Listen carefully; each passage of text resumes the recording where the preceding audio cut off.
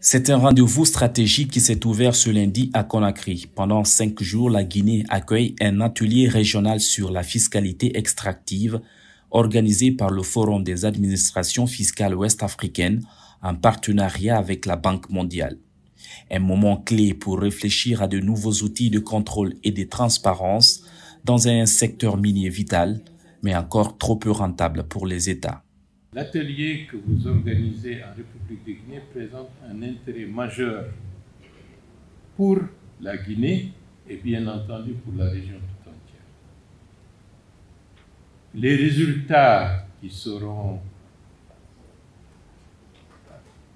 sortiront de ces échanges nous permettront d'aller dans le sens des réformes que nous voulons engager pour une meilleure valorisation de tout ce que nous pourrons tirer comme taxes et revenus issus de ce secteur.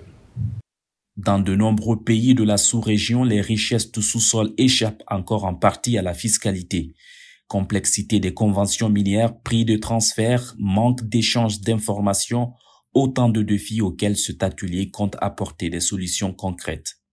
Cet atelier intervient dans un contexte où nos pays, malgré le potentiel extractif, peinent à mobiliser efficacement les recettes minières.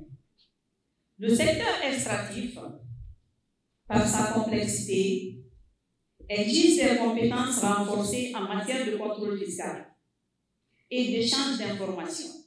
Fatoumata Foula Diallo est en première ligne de cette dynamique.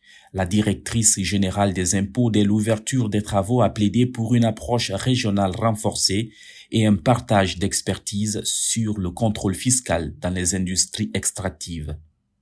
C'est pourquoi ce cadre de dialogue et de partage d'expériences est si précieux pour nous. Nous devons ensemble définir des stratégies innovantes pour élargir l'assiette fiscale, sécuriser les recettes et lutter contre la fraude et l'évasion fiscale. Car l'administration fiscale est plus que jamais au cœur du développement économique et de la bonne gouvernance, bien sûr.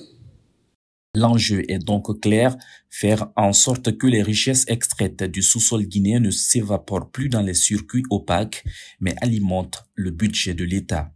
Une bataille technique, mais aussi politique que Fatoumata Foula Diallo entend bien gagner.